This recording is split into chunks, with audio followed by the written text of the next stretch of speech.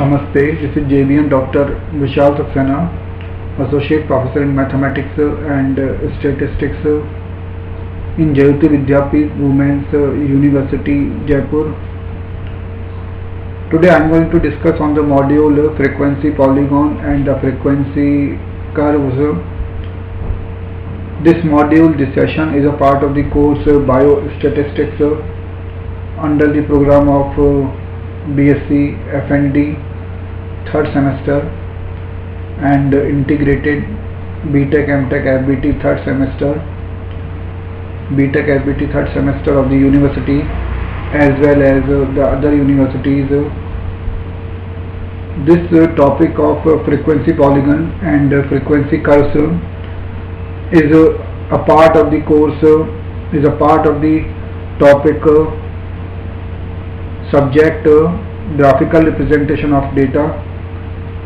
As all we know that graphical representation of the data just consisting many type of different curves like the frequency curve, the frequency cumulative frequency curve, also known as the ogive, pie chart, histogram, frequency polygon, frequency curves, line graph and other curves.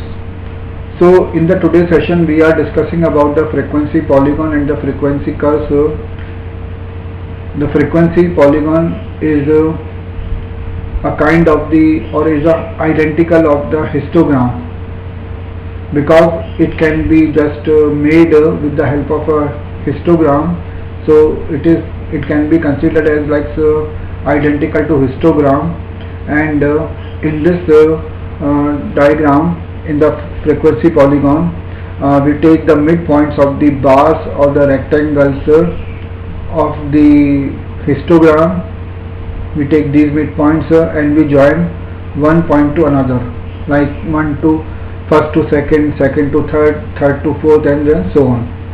So the such type of resulting figure is called the frequency polygon, and this frequency polygon is a very important part because it can be used to display the cumulative frequency table, the cumulative frequency graph or the table. This frequency polygon can also be used to compare the data sets. Just by the help of frequency polygon we can compare the data sets, our data sets, and that's why it is important part.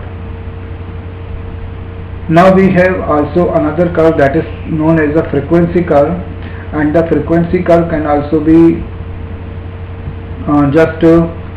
we can draw this frequency curve by the joining of these midpoints made on the top for the histogram. So these midpoints, when the midpoints are joined by the smooth curves, then such resulting figure is called the frequency curve. If these midpoints are joined by the straight lines, then this curve is called the frequency polygon, while if these midpoints are joined by the smooth hand, then it is called the frequency curve. And this frequency curve can be considered as a limiting case of the histogram or the frequency polygon. So the limiting case of histogram and the frequency polygon, that is the frequency curve, and in the today's session we are discussing about these two type of curves with their with their types and with their figures. So we take some slides to explain these curves with some examples. So we take some slides today. In the starting, the frequency polygon is mentioned, and the frequency polygon, just we have told that it is identical to a histogram and used to compare the data sets and for the displaying of cumulative frequency distribution,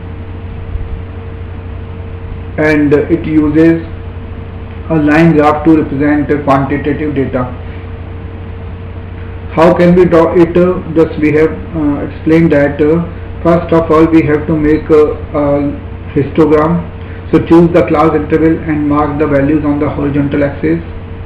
Then we have to make the histogram there, and next we have to, corresponding to the frequency of the each class interval, mark a point at the height of the middle of the class interval.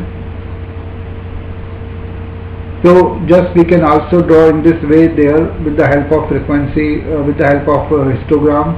So first we can draw the histogram, or otherwise we can also draw without the help of histogram, as first choose the class interval and mark the values on the horizontal axis.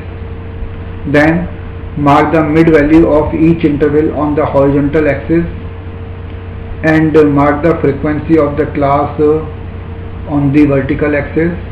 So we have to just take the frequency on that midpoint. Corresponding to the frequency of each class interval, mark a point at the height in the middle of the class interval, and connect these points using the line segment, and this obtained diagram is called the frequency polygon. So in this example we are going to explain this how can we draw the frequency polygon with and without the histogram. So in a batch of 400 students, the height of students is given in the following table. Represent it through a frequency polygon. So here just we are having this table where the heights of the students and number of students are given that. So number of students means that is the frequency term, and height is shown on the x-axis. So here the figure is shown that for the frequency polygon, and it can be just seen by the red straight lines with the help of the histogram. So initially we can, if we want to draw with the help of the histogram, then first we have to draw the histogram with taking height in class interval on x-axis, on horizontal axis, and frequency on the vertical axis. So first we can draw the histogram, and then take the midpoints on the just top of these bars like B, C, D and E, and then join these points B, C, D and E with the straight line, and then just extend these lines like B, A up to A and E to F. So that is like CD, CE line. So such type of figure is called the frequency polygon. If we want to draw the polygon without the histogram, then just take the midpoints on the horizontal axis of the class interval, the midpoints like 145, 155, 165, 175, and take now the points of the frequency just on this midpoint, at the height, like say these points are just B point, C point, D point and E point. So these points are corresponding to frequency and taken on the midpoint of just corresponding to that class interval, and join these points, midpoints, and find the frequency polygon. Now we have the frequency curve. The frequency curve is a limiting case of the histogram and the frequency polygon. It is a smooth curve, and just we have seen there the frequency polygon. If the midpoints are not joined by the straight lines, we can join by the smooth curves. Then such resulting figure is called the frequency curve. And the frequency curve can be just divided into four parts: bell-shaped curve, U-shaped curve, J-shaped curve and the mixed curve. So now we see the different types of curve. The first curve is bell-shaped curve. It is in the shape of a bell. We can see there it is in the shape of a bell, and most of the commonly used distributions provide a bell-shaped curve, which is suggested by the name, looks almost like a bell. And the distribution of, like for example, height weight, mark, profit, etc. usually belongs to this category of bell-shaped curve. Second is the curve of the U-shaped curve, and we can understand this curve is in the shape of U, alphabet U, and the frequency is minimum here near the central part of the frequency, and the frequency slowly but steadily reaches its maximum at both the extremities. And third point is the third curve is there, that is the U-shaped curve.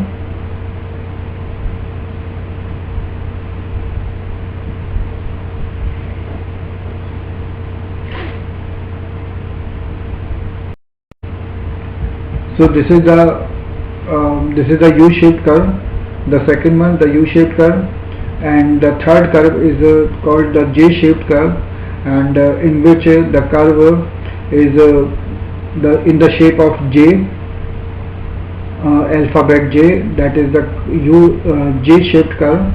And finally the fourth curve is known as the mixed curve, and we can see the mixed curve as just similar to the combination of the three curves, the J-shaped curve and the U-shaped curve and the bell-shaped. So we can see this curve. If we study this curve and we observe this curve, then the three type of curves means the first curve of the bell-shaped is there. We can see the bell shape is there. The second one is the U-shaped curve. The U-shaped curve can also be seen there. And the third one, the J-shaped curve. Initially the J-shaped curve is also mentioned there. Just we can see this figure, and the initial part of this curve just look like in the shape of the J, alphabet J. So that is called a mixed curve. So in this way, this is a mixed curve of the frequency curve, and here the class boundary is taken on along the horizontal axis, and the frequency density is taken along the vertical axis. So in the today's session we have taken some part of the graphical representation like the frequency polygon and the frequency curves. Both are the very important parts, and we have seen there just both the curves, how to draw these two curves, frequency polygon and frequency curves. And frequency polygon can be used as to display the cumulative frequency distribution, and to compare the frequency data sets, while the frequency curve is the limiting case of the histogram and the frequency polygon. So it can be used to understand the concept of the frequency shape, like we have seen. This frequency curve is divided into four parts. It is bell-shaped, U-shaped, J-shaped, and the mixed curve. So these curves are important parts, as similar to the other parts of the graphical representation of data. And with this I conclude my today's session. Thank you.